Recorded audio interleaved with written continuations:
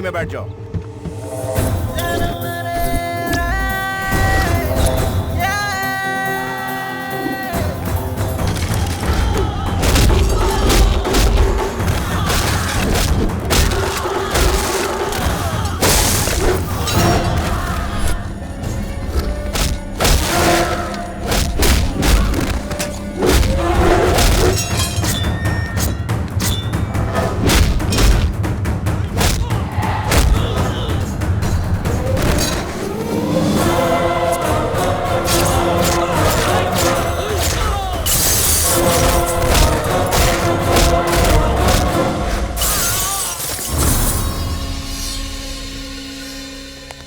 Total family wrong.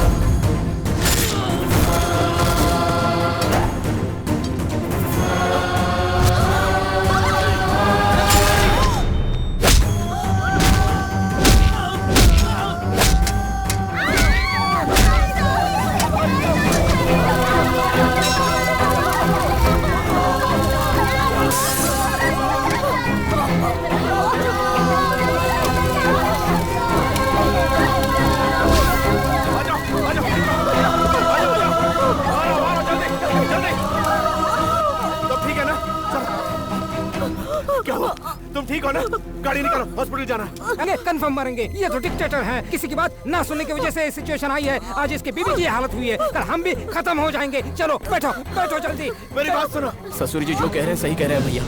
उस दिन कहा था कि महिमा राय से दुश्मनी मत मोल लो, सुना नहीं। आज देखिए क्या हालत हो गई। उस महिमा राय का टारगेट हम नहीं है, आप हो। तुम दिल्ली से दूर जाओगे तो ही वो हमें जीने देगी। आप बाकी सबके लिए भगवान हो, लेकिन हमारे लिए यमराज हो। हमें माफ कर दीजिए, हम आपसे दूर रहेंगे तो ही हमारे बच्चे जिंदा रह पाएंगे। चलो यहाँ से, चलो चलो बैठो गाड़ी में। रुक जाइए। काम्या, कोई मेरे साथ नहीं है, लेकिन मैं तुम्हें बचा लूंगा, तुम्हें कुछ नहीं होगा। सुनो, बहुत तकलीफ हो रही है। मुझे चाकू लगा इसलिए नहीं, कोई आपको नहीं समझता है इसलिए। इतने साल जिनके लिए आपने इतना सब किया, उन्होंने ही आपका साथ छोड़ दिया।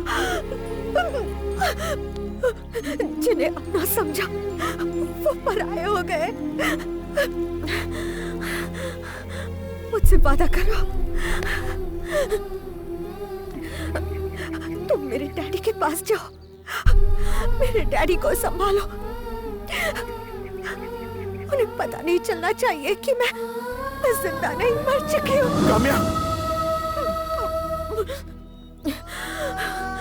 वैसे ही वो दीदी को लेकर पहले से ही परेशान है। उन्हें मेरे बारे में पता चलेगा तो वो पूरी तरह बिखर जाएंगे, उनसे सहा नहीं जाएगा। काम्या,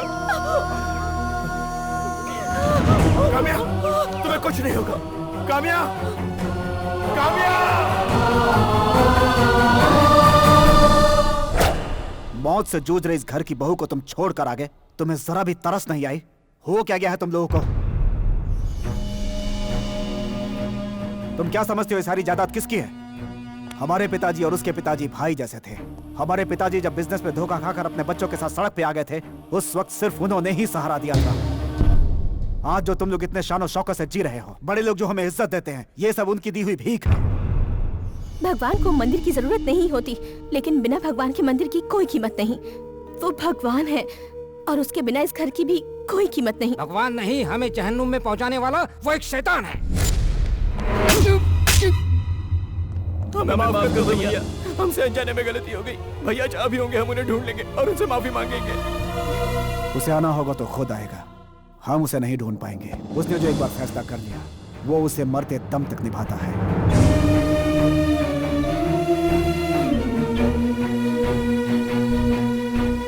हमारे बिछड़ने की वजह महिमा रॉय का दामाद अभी तक जिंदा है।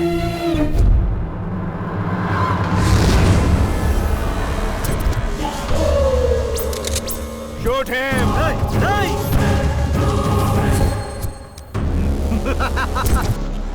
तुम्हारे दोनों बॉडीगार्ड्स को उसने खरीद लिए थे। राज सिंहासन को छोड़ दो लेकिन प्रजा को मत त्यागो। दामाद जी, मेरी बेटी कहाँ है?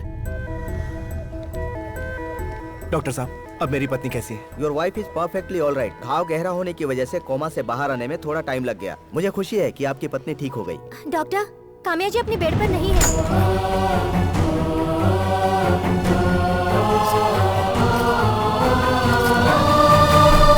मेरी बेटी गई कहाँ होगी? कहीं दुश्मनों ने तो कुछ। डैडी,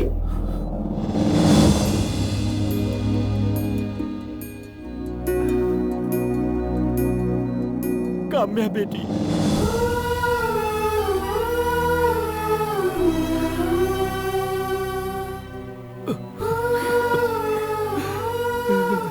सॉरी डैडी, ये मिडिल क्लास से बिलोंग करते हैं।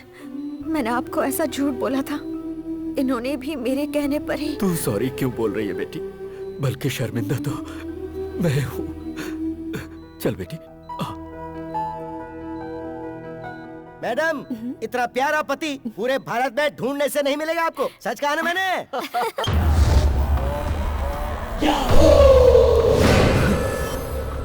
छोटे, छोटे, क्या हुआ छोटे? सर, उठ छोटे, उठ। सर, आपका भाई अब किसी को नहीं पहचान पा रहा। प्रॉब्लम कुछ समझ में नहीं आ रही है। मिनिस्टर साहब, क्या हुआ इसे? भाई की ये हालत करने वाला कौन है?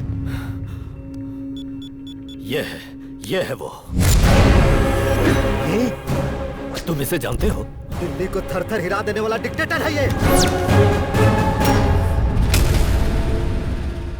सोचा था कि वो भाग गया, लेकिन वो तो दोबारा आ गया।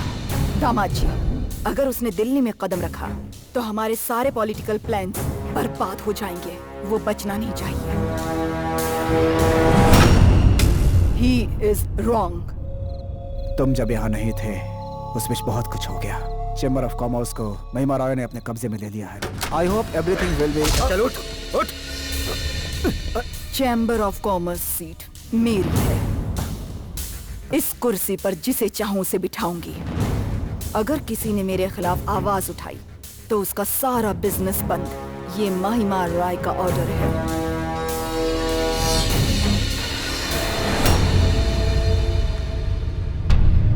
लोगों का भला तभी होगा जब महिमा रॉय और उसका दामाद पावर में ना रहे, और ये सिर्फ तुम कर सकते हो। भैया, हम कल की पहली फ्लाइट से दिल्ली जा रहे हैं।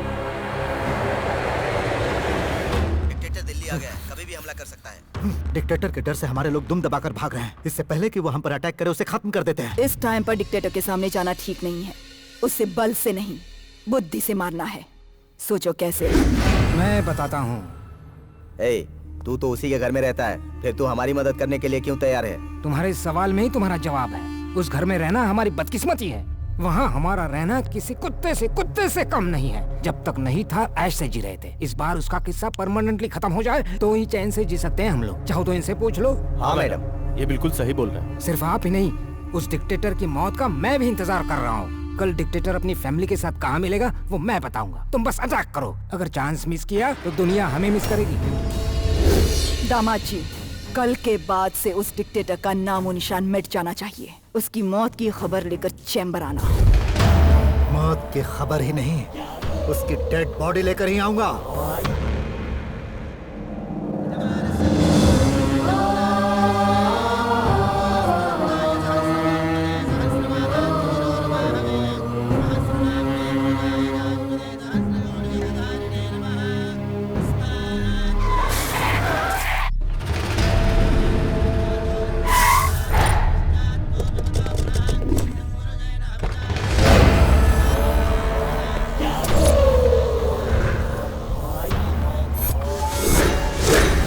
भैया, वहाँ कुछ भी हो जाए, लेकिन पूजा रुकनी नहीं चाहिए।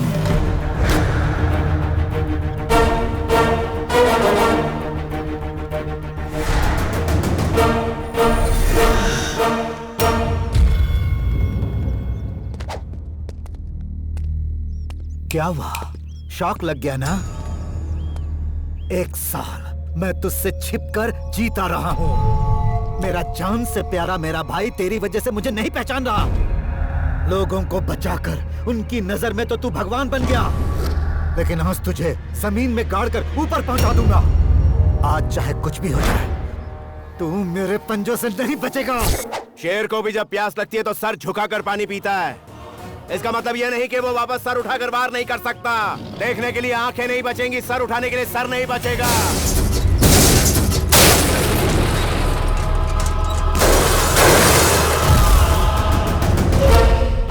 विश्वंभर,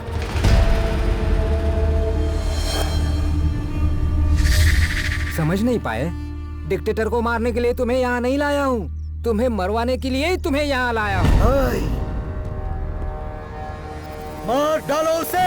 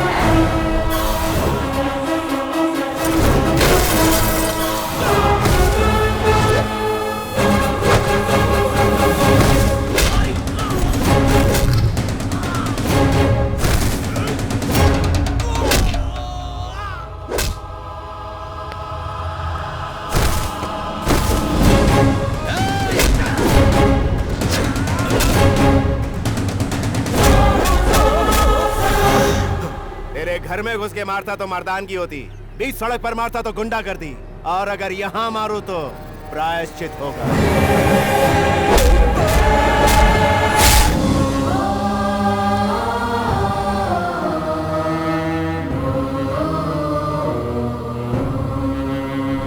उस डिक्टेटर के बारे में आप भूल जाइए। उसका किस्सा आज खत्म हो जाएगा। स्त्री हत्या महापाप होता है, इसी ख्याल की वजह से तेरी उम्र बढ़ गई, वरना तेरे दामाद को जो मौत दी है वही तुझे भी देता। ये ले टिकट, इस देश को छोड़कर चली जा। अपनी जो ताकत होती है उसे लोगों की भलाई के लिए इस्तेमाल करना चाहिए, ना कि किसी की तबाही के लिए। एक बात ध्यान से सुन, अहंकार में जी रही औरत, अन्याय करने वाला मर्द किसी ना किसी दिन अंधकार की खाई में डूब जाता है।